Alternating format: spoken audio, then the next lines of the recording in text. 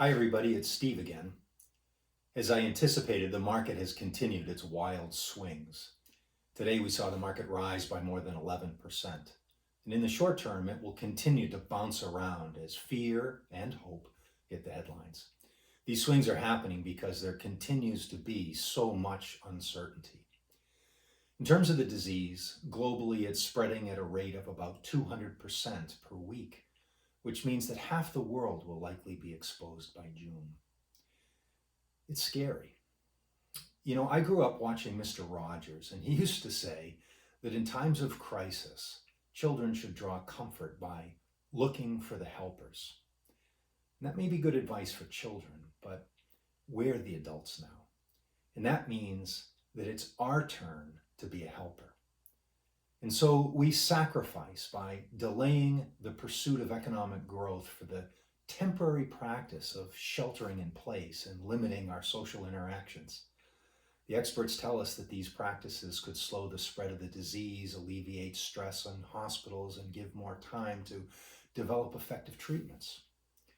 Social distancing could save millions of lives worldwide, but it's also having profoundly negative effects on the US and global economies.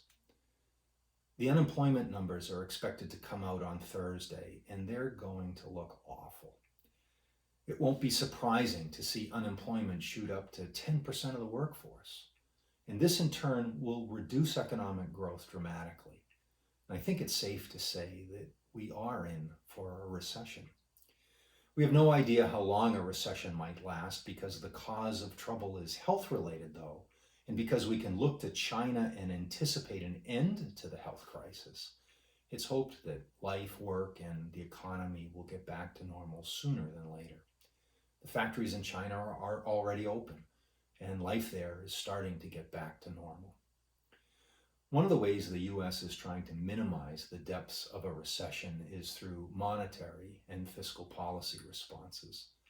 The US Senate is expected to announce a stimulus package of close to $2 trillion, which is designed to help unemployed workers in ailing industries. It's been suggested that policymakers are trying to keep the US economy in a state of like a suspended animation, so that once the health crisis is resolved, unemployed workers will have money to spend and jobs to go back to. But in terms of the stock market, no one knows if we've reached the bottom or if there are further sell-offs to come before things start to bounce back. So the question is, what do we do now? And I know it's tempting to want to pull out of the market to avoid even further declines. History's shown that this strategy has the potential, though, to set you back even further. For example, according to LPL research, if you started in 1990 and missed the two best performing days each year, the S&P return dropped from close to an 8% per year return to less than 1%. That is significant underperformance for missing just 2 days a year. Being on the sidelines can make things worse. And so my concern is that markets typically turn around before the economy shows signs of improvement. And if you're on the sidelines in cash, that may cause you to miss the run-up and could result in your portfolio taking even longer to recover.